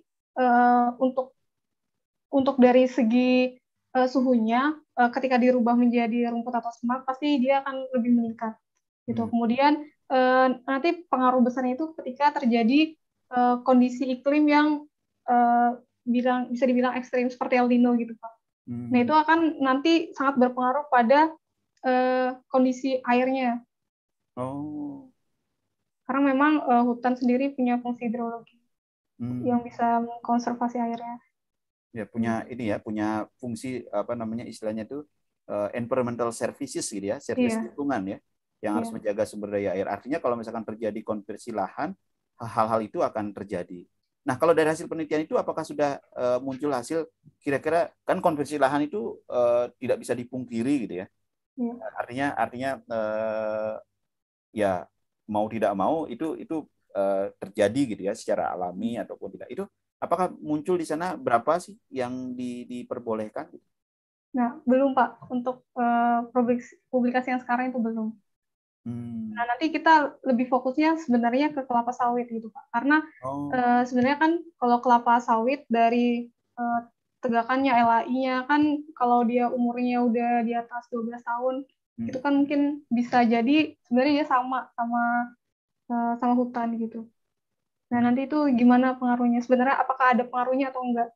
Oh, jadi kaitan nanti penelitian ini yang sekarang itu kan berarti konversi lahan ke rumput, Iya, karena kemudian menjadi iya, kedelai. ya karena sebenarnya di Jambi sendiri itu sebelum itu ke rumput ada tanaman transisi. Hutan itu tidak langsung dikonversi ke kelapa sawit gitu. Ada tanaman transisinya seperti semak. Ada juga tanaman transisinya itu eh, rubber karet dulu. Jadi setelah dirubah jadi karetnya tidak profitnya tidak terlalu besar, terus dirubah ke kelapa sawit. Oh, jadi nanti apa namanya arah penelitian terakhir itu bagaimana kalau misalkan hutan itu berubah menjadi kelapa sawit itu mungkin ya? Iya, iya, Ya kemudian dilihat dari apa namanya dampaknya terhadap lingkungan, misalkan salah satunya adalah tadi berarti tidak hanya curah hujan tapi termasuk juga sumber daya air ya, termasuk juga kondisi-kondisi parameter iklim lainnya. iya. Seperti itu atau bagaimana? Iya Pak, nanti ada parameter iklimnya juga. Cuman emang kita fokus utamanya nanti ke curah hujannya. Hmm. Karena mungkin kan Ya, curah hujan itu kan ya mungkin indikasi eh, iklim sumber berubah. airnya ya. Ya. Kalau misalkan dari literatur itu yang mungkin ya walaupun hasil di lokasi penelitian mungkin tadi disampaikan belum belum selesai ya, masih dalam proses gitu ya. Kalau misalkan dari literatur itu seperti apa sebenarnya dampaknya gitu dari perubahan lahan ke tadi misalkan ke lahan yang lain ya, khususnya misalkan ke kelapa sawit. Nah sekarang untuk meneliti yang sudah terpublikasi itu dampak perubahan lahan itu masih simpang siur Pak. Ada dua, ada yang menurunkan curah hujan, ada yang meningkatkan curah hujan. Gitu. Oh itu dari literatur. Iya dari literatur. Sebagian besar kalau di Amazon karena sama-sama tropis itu dapat menurunkan curah hujan. Tapi di Cina bagian selatan itu ada yang semakin meningkat curah hujannya gitu. Di Indonesia sendiri pun penelitian itu sudah pernah dilakukan di Kalimantan dan untuk seluruh Indonesia. Oh, jadi seluruh Indonesia sudah ada hasilnya Eh, menurunkan. Hasilnya meningkatkan, Pak. Oh, meningkatkan. Karena Meningkatkan curah hujan. karena kalau di seluruh Indonesia itu kan mekanismenya ada nanti eh, masa airnya dari laut, penguapan dari laut. Ya, Nah, ya. itu kan nanti sangat tergantung juga sebenarnya seberapa besar tutupan lahan yang berubah. Bisa karena ketika tutupan lahan hutan itu berubahnya sangat besar, misalkan ke rumput kayak gitu. Nanti kan hutan itu dulu yang wilayahnya hutan yang sekarang jadi rumput itu kan suhunya kan semakin meningkat. Nah, itu kan akan merubah gradien tekanan secara horizontal. Jadi sehingga karena tekanan di Itu situ, kalau kalau dalam skala skala global, artinya skala besar ya, di iya seluruh skala besar. Indonesia ya. Iya. Nah, nanti saya fokusnya sih lebih ke skala yang kecil.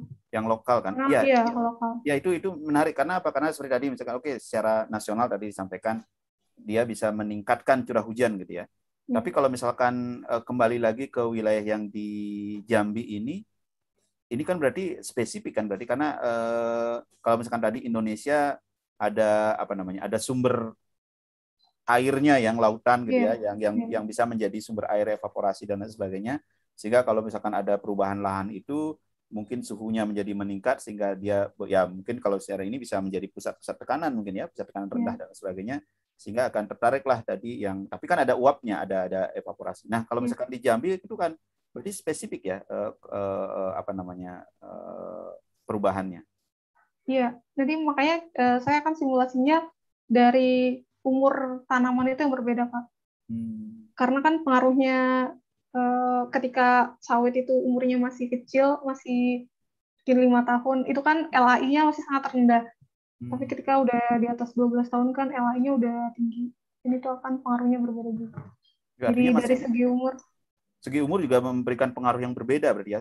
ya, Wah ini benar-benar penelitiannya ini detail ya dari bagaimana perubahan lahan tadi, kemudian nanti pengaruhnya. Tadi juga dibahas selain untuk curah hujan juga ke carbon flux itu bagaimana?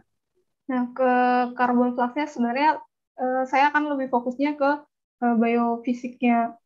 Tapi sedikit juga membahas tentang carbon flux-nya. Nah, sejauh ini untuk carbon flux memang untuk hutannya lebih bagus gitu, Pak. Karena saya kan belum simulasi untuk kelapa sawit ini, saya masih berjalan, jadi hasilnya belum muncul gitu. Jadi saya tidak bisa mendeskripsikan bagaimana. Yang Tapi kelapa sawit ya. untuk ya, tapi Tapi untuk kalau yang misalkan untuk rumput dan kedelai tadi bagaimana dibandingkan ya, hutan? yang jelas untuk kondisi ekstrim, apalagi penyerapan karbon di hutan tuh masih tetap bisa terjaga gitu. Dari karbon yang rilis ke atmosfer itu tuh bisa ditekan di saat kondisi-kondisi El Nino itu dibandingkan dengan tutupan lahan yang lain. Oh, jadi artinya kalau misalkan tadi melihat 3 tutupan lahan itu kan berarti ada hutan, kemudian rumput dan kedelai. Berarti apa namanya, penyerapan karbon yang tertinggi tetap di hutan ya berarti. Ya tetap di hutan, Pak.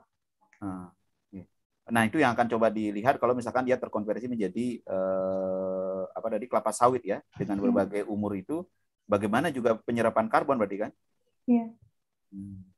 Ya, ini menarik nih, kalau ya mudah-mudahan bisa segera selesai ya penelitian ini. Jadi publikasinya ini akan menjadi apa namanya, sumber atau referensi keilmuan gitu ya, yang bisa untuk mungkin terkait juga dengan apa namanya, mitigasi berarti ya, mitigasi terkait dengan perubahan iklim gitu ya. Karena kan bagaimana penyerapan karbon yang terjadi gitu ya di wilayah-wilayah tersebut gitu ya, dengan adanya perubahan tutupan lahan. Ya, baik, kembali lagi ke proses kuliah ini. Ini kan kuliah di IPB dari sekarang sudah masuk semester berapa nih? Tahun ketiga berarti ya? Tahun keempat. Sudah masuk tahun keempat ya? Ya. Berarti ini Kalau sudah tahun terakhir berarti ya? Ya tahun terakhir. Kalau totalnya sekarang semester 7. Oh, Kalau dihitung dari S2. Kalau misalkan melihat ekspektasi untuk selesai itu berarti semester depan selesai berarti ya? Iya, Pak, harusnya. Ya, selesai ya. Ya, mudah-mudahan kita doakan bersama ya bisa selesai. Apa namanya, dengan PMDSU itu kan berarti selain PMDSU, maksudnya gini, selain persyaratan untuk mengikuti publikasi di Magister dan juga ada tambahan-tambahan lain untuk persyaratan yang disyaratkan oleh PMDSU? Nah, biasanya untuk yang dana penelitian itu, Pak, selain keluarannya, selain publikasi itu mengikuti seminar. Oh. Gitu, Pak.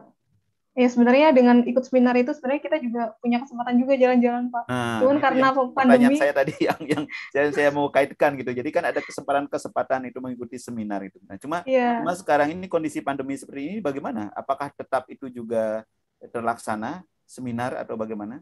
ya tetap itu terlaksanakan karena dananya ada juga, sehingga kita memang tetap harus ikut konferensi gitu. Cuman konferensinya online gitu, secara virtual.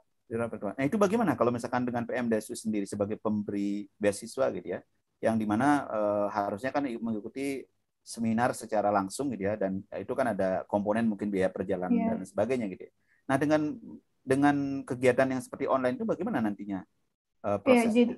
Jadi kalau sebenarnya kan untuk perbedaannya kan biaya perjalanannya aja, tapi untuk pembayaran seminarnya ya itu kan tetap sama ya? Ya tetap sama gitu, Pak. Jadi mungkin untuk biaya perjalanan itu dialihkan untuk biaya yang lain.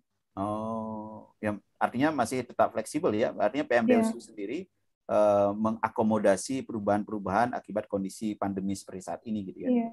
Ya, ini juga bisa menjadi apa namanya, pengalaman yang bisa dibagikan kepada calon mahasiswa yang ingin mendaftar ke PMDSU. Jadi tadi ada komponen-komponen dana yang bisa didapatkan, yaitu yang pertama adalah dana apa namanya, untuk beasiswa biaya hidup gitu ya. Kemudian juga untuk biaya perkuliahan. Kalau biaya perkuliahan berarti langsung dikirimkan ke mana namanya, ke kampusnya. Iya. Ya kan? Ke kampusnya sebenarnya ya Pak, untuk biaya hidup juga sebenarnya lewat IPB juga, Pak. Jadi semuanya lewat IPB. Baru IPB nanti menyalurkan ke mahasiswa. Oke. Ya, nah selain itu juga ada dana penelitian. Nah, ini yang penting ini. Jadi artinya penelitian yang biasanya kalau masuk reguler itu mungkin dana penelitian harus secara mandiri gitu ya. Nah, dengan PMDSU ini semua sudah dibiayai, kemudian apa namanya, artinya tidak perlu takut, tidak perlu khawatir ya, penelitian itu berjalan gitu. Apalagi misalkan mendapatkan promotor yang sudah memiliki kerjasama penelitian. Jadi dana penelitian ini bisa mensubstitusi gitu ya, sebagai apa namanya, bukan mensubstitusi, mengkomplement ya, menambahkan ya dari dana penelitian yang sudah didapatkan dari program kerjasama tersebut. Kemudian dari PMDSU juga bisa memberikan tambahan. Ya, dengan suasana pandemi ini pun juga kegiatan PMDSU masih fleksibel gitu ya. Jadi artinya tidak harus ketat seperti ini. Jadi PMDSU memberikan keleluasaan juga menyesuaikan dengan kondisi-kondisi saat ini. Ya. Nah, secara umum enjoy itu tidak sih mahasiswa PMDSU ini atau bagaimana gitu? Secara umum mungkin kan PMDSU kan banyak gitu ya, di IPB mungkin seperti tadi ada 51 orang gitu ya, satu angkatan tadi. 50. Angkatan saya 31 orang. Oh, 31 orang. Itu kan berarti di antara 31 itu tidak mungkin saling tidak kenal, itu pasti kenal, kemudian ada grupnya dan saling cerita itu. Itu secara umum misalkan kalau misalkan saudara umum menceritakan PMDSU di IPB itu seperti apa gitu. Mungkin bisa diceritakan. Ya mungkin ada golongan yang sangat menikmati gitu Pak. Ada golongan yang dia sedikit tertekan gitu. Oh gitu. Iya, karena sebenarnya di angkatan saya sendiri juga sekarang sudah ada yang seminar gitu. Sudah ada yang seminar hasil, hampir lulus. Gitu. Dan ada juga yang masih mungkin ada stuck-nya, karena setiap orang kan problemnya beda-beda. Oh, mungkin kalau misalkan ini bisa diceritain kendala-kendala yang biasanya dihadapi selama proses perkuliahan itu umumnya gitu, yang secara umum itu seperti apa umumnya? Iya, sejauh ini kalau dari proses perkuliahan, ya mungkin karena background saya juga di bidang yang sama, meteorologi, jadi untuk kuliah tuh mungkin bisa dibilang saya nggak ada masalah. Kesusahan gitu, nggak ada masalah gitu, Mbak, bisa mengikuti dengan baik. Nah, kalau untuk saya sendiri problemnya ya untuk penelitiannya, Pak, karena penelitian ya. Iya, kalau saya problemnya di situ karena memang penelitian saya ini bukan penelitian seperti saya lakukan ketika S1 dan permodelan yang berhubungan dengan coding itu saya juga baru mendalami saat ini gitu. Mungkin untuk saya kendalanya di situ. Kalau misalkan dari cerita-cerita teman-teman yang lain itu kira-kira kendala-kendala umum misalkan yang bersifat umum itu, seperti kalau misalkan S1-nya background-nya berbeda berarti akan mengalami kendalakah juga pada saat kuliah di S2, S3? Untuk yang jurusannya berseberangan ketika S1 dan S2, mereka sebenarnya struggle di tahun pertama kedua itu, Pak. Tahun pertama kedua karena emang kita harus mengejar IPK 3,75 dan mereka harus belajar hal yang baru. Itu sih sebenarnya tekanan mereka di semester 1, semester 2. Terus ada juga program yang memang prodinya itu tidak mempunyai program S3. Jadi S3-nya mereka harus ke PSL biasanya. Oh, wah ini. Nah, itu mereka juga biasanya yang agak struggle juga, Pak. Ini menjadi nilai tambah untuk kami juga gitu ya. Kalau misalkan ingin melanjutkan karena program studi klimatologi terapan itu ada S2 dan S3. Jadi begitu masuk program PMDSU S2-nya itu di program studi klimatologi terapan, jadi tidak perlu pindah-pindah kan ya. Tinggal masuk lagi di program studi klimatologi terapan di S3 gitu. Jadi karena ya seperti tadi mungkin disampaikan saudara umum, ada program studi yang mungkin saat ini itu baru ada di S2 gitu ya, baru ada di S2-nya saja, dan begitu masuk ke S3 berarti harus pindah program studi kan, dan itu mungkin ke multidisiplin gitu. Multidisiplin ya umumnya, dan itu sedikit mungkin ya walaupun tetap lancar gitu ya, karena ya tentu saja lancar loh, bagaimana kalau misalkan mahasiswanya kan sudah unggul gitu ya, tapi kan tetap aja ya suasana dan sebagainya itu akan berbeda, kemudian tentu mengawali gitu ya dari awal suasana kuliahnya, karena kan bisa jadi teman-temannya akan berbeda kan di sana bertemu dengan mahasiswa-mahasiswa yang baru, istilahnya kan sebagai mahasiswa baru. Kalau misalkan satu jalur yang S2 S3-nya sama itu kan mungkin teman-temannya satu kelompok perkuliahan itu akan tetap sama begitu mungkin ya. Berbeda Pak, kan S2 S3 orang yang berbeda. Cuman samanya adalah yang kita pelajari itu linear terus gitu. Jadi ya. Kalau misalnya satu prodi ya. Iya. Ya. Ya, kembali lagi ke ini, kalau misalkan ini kita akan sampai mungkin 9, ya kita masih punya waktu ya. Kembali ke tadi proses kuliah tadi. Kalau misalkan kendala-kendala tadi. Nah, kalau misalkan dari saudara Umu tadi kan kalau bisa dibilang ini kan lancar ya proses perkuliahan dan sebagainya. Kemudian mungkin ada teman-teman tadi yang stuck gitu ya di proses perkuliahan, tapi kan tetap ada diskusi di sini teman-teman. Itu kira-kira kalau misalnya apa tips atau triks atau apalah namanya cara gitu ya untuk mengatasi hal itu seperti apa punya kelompok diskusi kan dengan ini ya, dengan apa namanya masing-masing teman PMDSU di Iya, IPB. iya.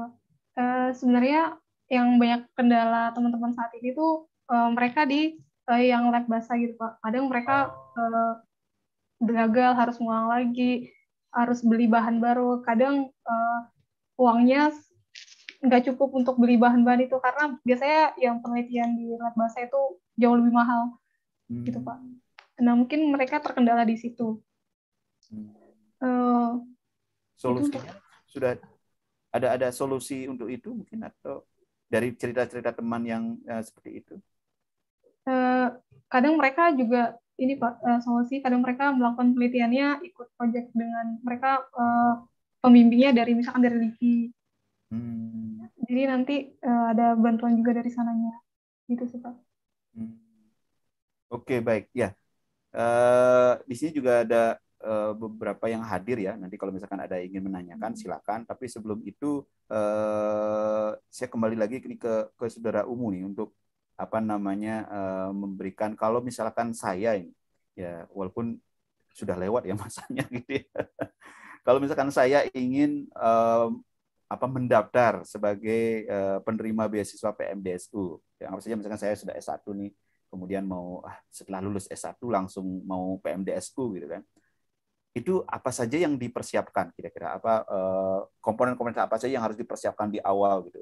Selain juga harus tadi menghubungi promotor dan sebagainya. Yang kira-kira apa dari pengalaman itu yang memberikan peluang diterima PMDSU lebih tinggi itu apa? Uh, PMDSU ini agak tricky gitu Pak sebenarnya karena kita diterima atau nggak diterima itu memang hak prerogatif dari promotor. Kayak gitu. Jadi beda dengan beasiswa LPDP yang kita bisa berjuang nanti wawancaranya kita harus bagaimana, terus ketika LGD kita harus melakukan yang terbaik. Ketika ngerjain soal sebelum masuk ke wawancara itu kita harus persiapan gitu. Nah, PMDSU ini berbeda gitu dengan beasiswa lainnya. Karena kita lebih ke dengan promotor. Ada promotor yang memang melakukan seleksi, Pak, melakukan wawancara dengan calon mahasiswanya dan gitu. Ada yang promotor memang udah kenal dengan mahasiswanya juga, jadi mahasiswanya tidak ada proses itu wawancara gitu. Itu memang sangat tergantung dengan promotor masing-masing. Dan sebenarnya hal yang penting yang harus disiapkan enggak hanya ketika kita mendaftar, tapi sebenarnya lebih ke saat kita sudah diterima gitu. Karena saat menjalaninya itu jauh lebih berat. Oh, iya iya. Berarti kalau misalkan saya sebelum sebagai penerima beasiswa PMDSU berarti harus mencari promotor gitu. Itu bisa dilakukan, artinya kalau misalkan kita sekarang semester 6 atau di tahun ketiga di S1 itu sebenarnya sudah bisa mengontak promotor ya untuk mengawali lebih awal itu, atau bagaimana? Karena kan maksud saya diskusi dengan promotor kan tidak bisa secara serta-merta, secara tiba-tiba. Misalnya begitu saya lulus dibuka pendaftaran, kemudian saya mengontak promotor langsung gitu ya. Tapi kan perlu proses paling tidak 6 bulan gitu ya untuk diskusi, paling tidak untuk mengetahui. Artinya bisa dilakukan lebih awal ya untuk mengontak promotor atau calon promotor itu. Nah itu tidak bisa Pak, karena tidak bisa. List promotornya siapa aja kan sebelumnya ada seleksi promotor dulu. Promotor harus mendaftarkan diri, kemudian ada seleksi dari Dikti. Kemudian promotor itu baru diumumkan. Biasanya promotor itu diumumkan di bulan April Mei gitu Pak. April Mei pendaftaran itunya? Untuk pendaftaran promotornya biasanya jauh lebih panjang prosesnya Pak daripada perekrutan mahasiswanya. Nggak, maksud saya promotor itu diumumkan di April Mei, terus terus kita Juni pendaftarannya kapan? Juni biasanya Pak. Pendaftarannya biasanya Juni. Berarti ada 1 bulan ya untuk periode mendaftar itu ya? Iya. Jadi untuk searching promotor kita ya kurang lebih kita punya satu bulan untuk mencari promotor. Kalau kita ingin melangkah lebih awal itu nggak bisa ya? Maksudnya begini, promotor itu kan mungkin dia memiliki mahasiswa dari batch 1, batch 2, atau mungkin dari batch 3, batch 4, 5, dan 6. Itu kan artinya di tahun depan pun itu mungkin yang bersangkutan promotor tersebut itu juga akan mendaftarkan diri juga gitu ya, atau maksudnya kalau kita inisiatif nih sebagai calon mahasiswa itu berarti boleh kan ya kita mengontak dulu calon promotor, artinya dari kakak kelasnya. Nah, untuk saat ini Pak, promotor yang masih memegang mahasiswa PMDSU tidak boleh mendaftar lagi menjadi promotor Oh, wah sampai itu. sampai sudah meluluskan mahasiswa tersebut. Oh, nah artinya kalau misalkan seperti ini berarti sebagai contoh misalkan kalau kita ambil kasus dari saudara Umu itu kan promotor Prof Tania Jun ya. Hmm. Ya berarti kalau ada mahasiswa baru yang mendaftar untuk batch sekarang misalkan ke Prof Tania Jun berarti belum bisa berarti ya. Belum bisa. Harus menunggu Umu lulus kan berarti ya. Iya, Oh harus berarti menunggu harus saya lulus. berarti kelulusan ini adalah memberikan kesempatan kepada yang lain ini berarti ya. Iya, Oh, begitu ya proses di apa namanya di PMDSU ya. Berarti memang iya, satu satu periode baru bisa mendaftar untuk periode berikutnya untuk promotor. iya, Berarti berarti memang artinya promotor itu harus sangat dekat gitu ya dengan mahasiswa karena kan satu periode bersama gitu ya. Pada saat iya, mahasiswa masuk artinya yang bersangkutan selama 4 tahun itu tidak boleh menerima mahasiswa lain untuk iya, PMDSU. iya benar Pak. Hmm. Nah, berarti kalau misalkan begitu, berarti hanya punya kesempatan 1 bulan saja ya untuk mengontak promotor, kemudian baru Iya, mendaftarkan ke apa namanya PMDSU-nya. PMDSU ya. Oh iya. Nah, mungkin ini bisa menjadi masukan untuk kami juga. Jadi kami coba nanti melihat apa namanya calon promotor potensial gitu ya yang ada di prodi kami yang mungkin akan bisa menjadi promotor di tahun berikutnya gitu ya, yang kami akan karena kami tentu punya data gitu siapa saja dosen yang sekarang punya mahasiswa yang mungkin masih dalam proses perkuliahan sehingga tidak bisa menjadi promotor. Tapi tentu ada dosen-dosen lain yang mahasiswanya sudah lulus gitu ya dan sebagainya itu bisa. Jadi silakan saja kalau misalkan ada hal yang ditanyakan bisa menghubungi mungkin sekretariat kami ya untuk mendapatkan informasi terkait dengan hal tersebut. Mungkin 2 atau 3 pertanyaan terakhir nih terkait dengan saudara Umu. Ini mudah-mudahan masih masih semangat nih kita diskusi memberikan gambaran bagaimana sebenarnya PMDSU. Cukup banyak sebenarnya yang kita dapatkan informasi dari PMDSU apa gitu. Jadi ada beberapa juga pertanyaan. Oh ini PMDSU ini khusus untuk mahasiswa unggul. Nah kalau tidak unggul boleh tidak ini daftar PMDSU gitu. Tapi kan maksudnya unggul itu. Tapi kan kesempatan PMDSU ini kan untuk seluruh seluruh apa namanya seluruh pemuda, seluruh apa namanya lulusan S1 gitu ya. Kan harus lulus Iya, S1 dulu kan? Di iya, seluruh Indonesia kan? Di seluruh iya, Indonesia. seluruh lulusan S1, tapi kampusnya dulu di bawahnya Dikti, Pak. Kalau kampusnya Oh, dulu di bawahnya Depak tuh nggak bisa, Pak. oh ada syarat juga ya bahwa Iya, Kak. kampusnya harus di bawah Dikti. Karena gini, Pak, ketika kita daftar di PMDSU, kita tuh hanya memasukkan NIM S1 kita. Kemudian data kita muncul semua. Oh, NIM kita dan universitasnya, nanti nama kita, data kita muncul semua. Nah, kalau misalkan kita dulu dari sekolah di bawah Depak, misalkan di UIN gitu, nah UIN itu universitasnya tidak ada di listnya. Gitu. oh, berarti tidak bisa mendaftar beasiswa ini berarti ya? Iya, Oh, oh ada syarat itu bahwa kampusnya itu, artinya kampus S1-nya harus berasal sebenarnya dari iya, universitas. Uh, ya sebenarnya itu tidak tertulis sih Pak. Cuman kalau kita masuk di webnya, karena saya juga ada pengalaman teman lulusan dari UIN tapi tidak bisa daftar karena emang universitas-universitas di bawah Depak itu tidak ada di list tersebut. gitu. Kemudian kalau misalkan kampus yang dituju, apakah semua kampus bisa menerima mahasiswa Eh, PMDSU? Tidak Pak, karena untuk PMDSU ini kan pertama seleksi itu seleksi kampus dulu. Hmm. Oh Dan jadi, ini baru nih ya. Berarti pertama PMDSU menyeleksi kampus-kampus mana yang bisa menerima mahasiswa iya, PMDSU. iya. Kemudian yang Kemudian kedua PMDSU seleksi menyeleksi promotor, promotor, iya. baru menyeleksi mahasiswanya. Mahasiswa, iya. Berarti 3 proses ini lumayan ya, artinya proses yang betul-betul memang terseleksi ya, tidak hanya dari mahasiswanya saja, tapi juga promotor, termasuk juga kampusnya promotor ya. Iya. Kampusnya juga terseleksi. IPB Iya. masuk salah satunya kan ya? Iya, Ya. IPB dari batch 1 itu selalu masuk gitu. Oh. Oh Sebenarnya kan enggak, bisa jadi iya, pada batch tertentu tidak masuk juga. iya. Dan tahun ini di IPB promotor yang masuk itu hanya satu, Pak. Mungkin bisa jadi karena banyak promotor, dosen-dosen yang terkualifikasi menjadi promotor itu masih memegang mahasiswa. Jadi nggak bisa Oh, masih daftar. belum lulus ya, masih belum lulus Iya, mahasiswanya. iya, Oh, oh berarti kalau begitu, berarti nanti untuk tahun ini hanya 1 mahasiswa berarti di IPB. iya yang tahun sekarang, Pak, yang masuk semester ini 2021. Mungkin bentuk-bentuk distribusi pemerataan juga ya untuk yang batch-batch sebelumnya apa namanya promotor yang sudah terdaftar tapi belum memiliki mahasiswa, itu bisa juga di tahun ini berarti ya. Ya, dan pernah juga Pak di Lokakarya PMDSU itu memang PMDSU ini tidak boleh program yang diratakan seluruh Indonesia gitu. Jadi semua kampus boleh punya program PMDSU karena memang pendidikan di Indonesia ini belum rata gitu. Dan PMDSU memang kita harus mencetak dokter unggul gitu istilahnya. Jadi peneliti unggul ya nantinya. Peneliti unggul, dan nggak semua kampus kan memiliki fasilitas itu juga. Jadi cuma kampus-kampus tertentu aja yang bisa terseleksi untuk mengikuti program PMDSU ini. Baik. Ya. Nah ini mungkin sebelum nanti kita masuk ke bagian akhir, mungkin kalau ada yang ingin menanyakan dari peserta yang hadir ini, silakan. Di sini ada beberapa.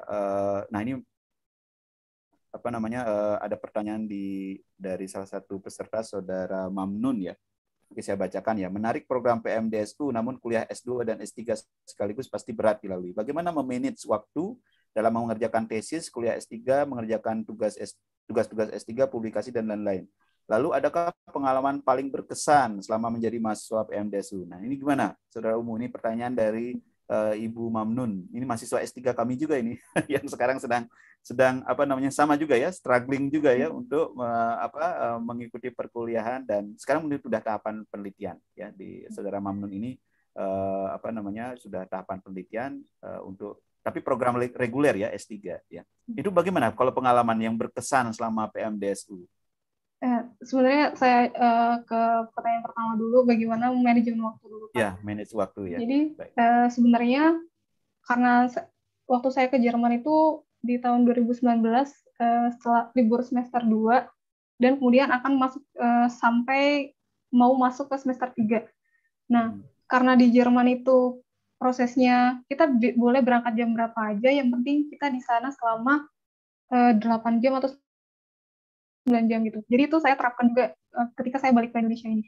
Jadi saya harus mengerjakan penelitian saya, tugas saya. Pokoknya saya 8 jam itu saya harus produktif. Nah, setelah itu ya bebas melakukan apa aja gitu. Itu sih Pak. Jadi memanage waktu dari pengalaman yang sudah didapatkan ya, itu diterapkan kembali di Indonesia ya. Iya. Dan memang harus menyusun prioritas. Skala prioritasnya juga. Itu utama sepertinya, menyusun prioritas. Tapi betul, itu saya setuju itu, bahwa penelitian itu harus diperlakukan seperti halnya kuliah gitu ya. Jadi terjadwal ya, karena kalau misalkan penelitian itu tidak seperti, karena kuliah kan udah ada jadwalnya jelas ya. Oke, jam sekian ini ikut kelas ini, kemudian nanti ada tugas dan sebagainya. Nah, penelitian juga sama mungkin ya. Jadi harus ada jadwal bahwa udah ada penugasan di jam sekian, tugas ini harus diselesaikan.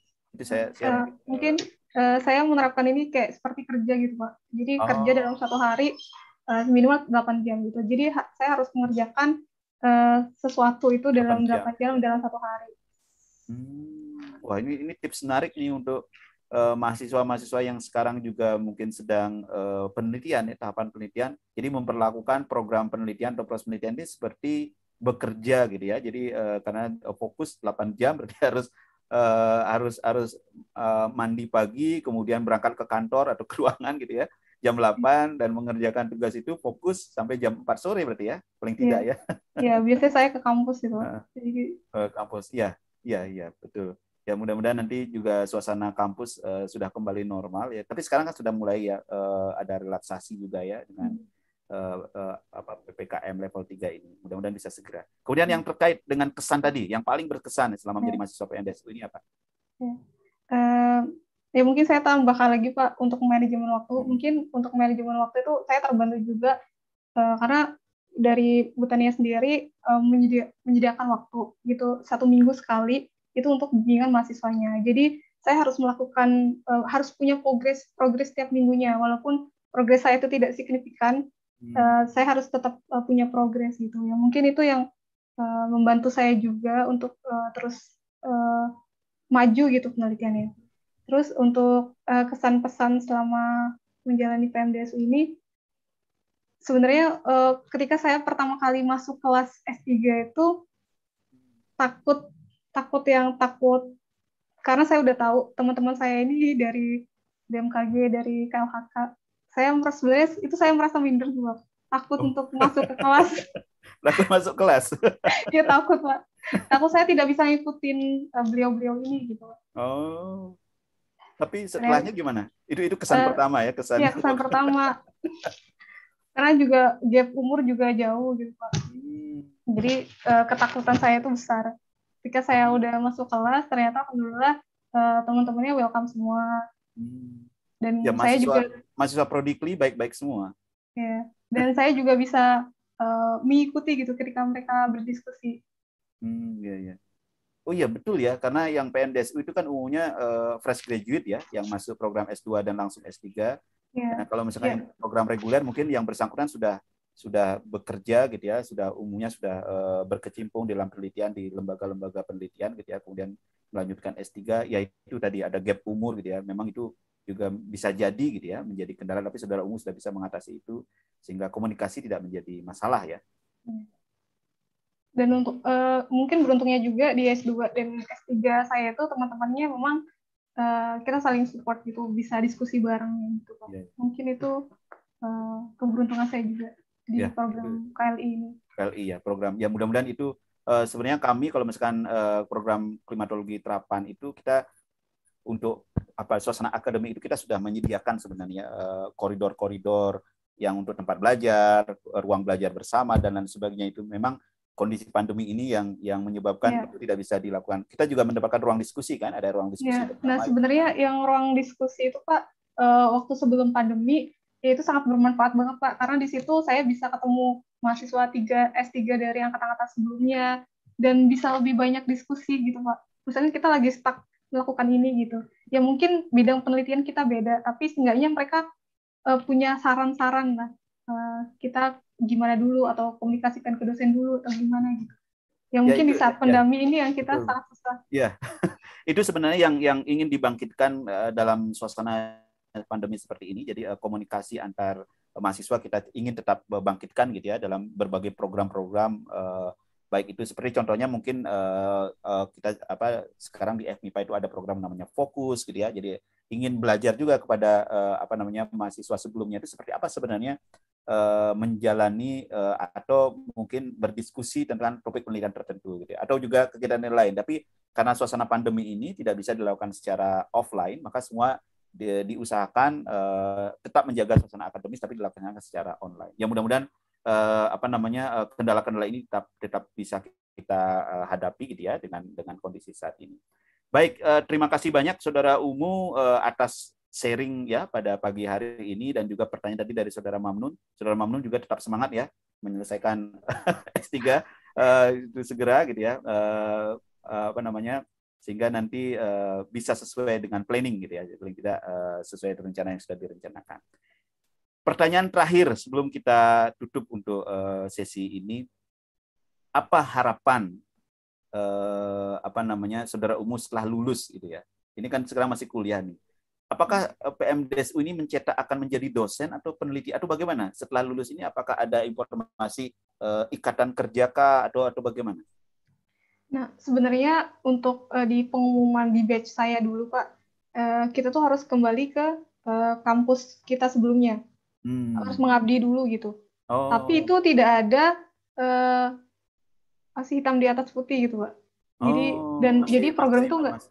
iya, jadi itu sampai sekarang sejauh ini PMDSU angkatan-angkatan sebelumnya juga tidak ada seperti itu. Jadi setelah mereka lulus kebanyakan mereka mencari pekerjaan secara mandiri gitu. Oh, wow. Sebagian besar Mudah-mudahan sih ini juga kalau masukan dari ya kepada PMDS. Ya. ya, sebagian besar sih mereka larinya ke dosen sih, Pak. Ke dosen atau peneliti.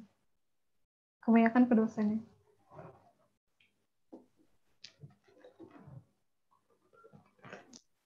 Oh, dosennya. Baik, ini ada peserta yang ingin bertanya. Pak Khairullah, silakan Pak. Ya, Raise hand. selamat pagi Pak. Apa kedengaran suara saya Pak? Ya, terdengar Pak. Silakan Pak. Ya, Mbak Umu, perkenalkan nama saya Khairullah. Saya juga alumni dari klimatologi terapan IPB.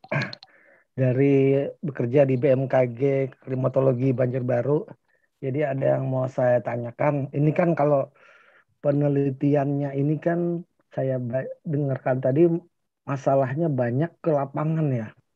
Kalau kita ke lapangan otomatis tantangannya kan akan lebih besar ya dibanding kalau misalnya kita berada di berada di ruangan atau cuma mengerjakan menganalisis data atau mengolah data akan lebih banyak tantangan itu. Bagaimana kira-kira apa tantangan untuk strateginya untuk menghadapi itu. Kemudian yang kedua, Pak, saya mau nanya malah masalah ini apa tadi namanya, apa nama beasiswanya saya lupa deh. Sarjana unggul ini ya Pak ya, apa PMDSU. PMDS, iya. Itu Ya, apakah dia harus mahasiswanya itu harus artinya dari sejalur, maksudnya misalnya kalau misalnya dia orang dari meteorologi nanti dia lanjutkan sampai ke S3-nya harus meteorologi, apa tidak bisa, artinya misalnya taruhlah ada misalnya ada mahasiswa di tempat kami ini kan ada beberapa mahasiswa, misalnya ada mahasiswa tapi jurusannya berbeda mungkin Pak ya, misalnya statistika di tempat kami ini di Lembangkurat, dia pengen melanjutkan ke sana, apakah bisa dimungkinkan dengan menggunakan PMDSU tapi berbeda jalur seperti itu? Apakah memang harus sejalur atau seperti apa, Pak? Terima kasih. Baik, terima kasih Pak Khairullah. Jadi Pak Khairullah ini merupakan alumni S2 Pak ya, klimatologi terapan tahun berapa Pak ya? Mohon maaf lulusnya Pak Khairullah. Lama ada tahun 2017 Pak. Oh, 2017 ya. 2017 akhir 2017 kalau tidak salah ya. Iya Oh, Pak. sedangkan Umu tadi masuknya itu 2018 ya. 18. Oh, berarti Pak Khairullah ini sudah lulus ya, baru Umu, jadi tidak pernah dalam satu kelas gitu ya. Ya, pertanyaan tadi terkait dengan bagaimana menghadapi yang di lapangan itu ya. Kemudian nanti yang kedua mungkin kita bisa bahas bersama. Silakan dulu Saudara Umu ya. Terima kasih Pak Khairullah pertanyaannya. Untuk strategi ke lapang sebenarnya saya lebih banyak di depan laptopnya sih Pak daripada ke lapangnya. Karena lebih ke permodelan gitu. Tapi untuk ke lapangnya sendiri, strategi saya biasanya sebelum ke lapang memang harus membuat perencanaan gitu yang matang, kita harus kemana-mana gitu. Jadi ke lapangnya juga diusahakan untuk bisa sesuai dengan jadwal gitu. Karena itu sangat menghemat waktu dan menghemat biaya. Itu aja sih Pak, mungkin ke lapangnya. Kemudian yang untuk kedua, apakah harus sejalur? Kalau tadi pertanyaan tidak Pak, ya? Tidak harus sejalur Pak, karena seperti yang PMDSU klimatologi di atas saya itu, angkatan di atas saya, kan ada yang satunya dulu oceanografi, satunya saya lupa fisika atau matematika, saya lupa. Itu kan nggak harus di teman-teman saya yang di jurusan lain juga ada yang berbeda gitu Pak. Dulunya ilmu pengolahan hasil laut, kemudian dia masuk ke teknologi pangan. Jadi ada yang ke gizi, ke teknologi pangan. Jadi memang nggak harus dari meteorologi gitu, asalkan penelitiannya itu sama. Penelitian yang kita inginkan dan penelitian yang promotor punya itu sama gitu. Itu bisa. Dan memang PMDSU sendiri juga ada maksimal umurnya juga Pak untuk bisa mendaftar. Oh, ada. Umurnya berapa maksimum? Untuk pro sarjana itu 24, tapi untuk profesi seperti dokter, apoteker gitu-gitu 26 maksimum. Oh, berarti 24 tahun ya umur ya, yang umum ya untuk itu. Iya. Ya, mungkin tadi pertanyaan Pak Khairullah terkait dengan apakah harus linear atau tidak, itu tidak harus gitu ya. Artinya, tidak harus. Tapi yang terpenting sebenarnya seperti tadi juga didiskusikan di awal, yang terpenting adalah sudah mengontak promotor gitu ya. Dan penelitiannya itu harus sejalan dengan penelitian yang dilakukan oleh promotor, karena itu akan menjadi bahan seleksi promotor. Tadi seperti disampaikan juga oleh Saudara, wah ini PMDSU sedikit tricky karena promotor yang memiliki kewenangan juga untuk menentukan siapa yang menjadi mahasiswa saya gitu ya. Jadi sedangkan yang kedua adalah kampus itu kan sudah umum gitu ya, bagaimana kegiatan di proses seleksi yang dilakukan oleh kampus, tapi promotor ini menjadi juga poin penting gitu yang harus untuk nanti teman-teman yang akan ingin mendaftarkan sebagai penerima PMDSU. Pertama tentu punya planning penelitian, kemudian mencari promotor yang sesuai itu mungkin ya, yang sehingga itu sejalan gitu. Dan tentu di IPB sekarang sudah banyak sekali yang bisa menjadi promotor setelah lulus batch sebelumnya memiliki mahasiswa dan bisa menjadi promotor untuk periode selanjutnya. Ya, baik, mungkin terima kasih banyak Pak Khairullah, kemudian terima kasih banyak untuk Saudara Umu dan juga tadi ada Saudara Mamnun yang sudah memberikan pertanyaan. Saya kira kita sudah sampai di penghujung kegiatan untuk hari ini karena sudah jam 9.30 ya, malah lewat 6 menit di waktu saya. Sekali lagi saya ucapkan terima kasih untuk Saudara Umu untuk sharing-sharing pada pagi hari ini. Ya, mudah-mudahan selalu semangat gitu ya, menyelesaikan pada satu semester, ada 2 semester akhir gitu ya. Jadi tetap akan bisa selesai sesuai dengan waktu yang sudah direncanakan. Demikian juga untuk mahasiswa-mahasiswa lain ya, Saudara Mamnun juga tetap semangat ya. Kami dari program studi klimatologi terapan secara administrasi akan tetap mensupport ya kegiatan-kegiatan penelitian, ya kegiatan-kegiatan administrasi yang dimiliki oleh mahasiswa, dan kami mendukung agar semua proses yang direncanakan itu bisa selesai dengan segera.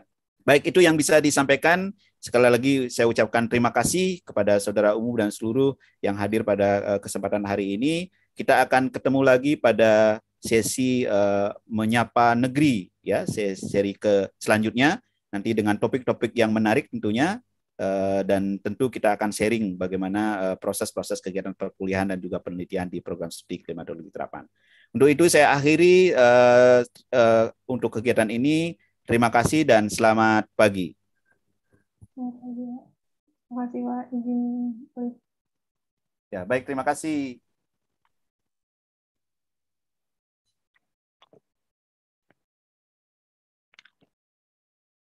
Izin lah Pak.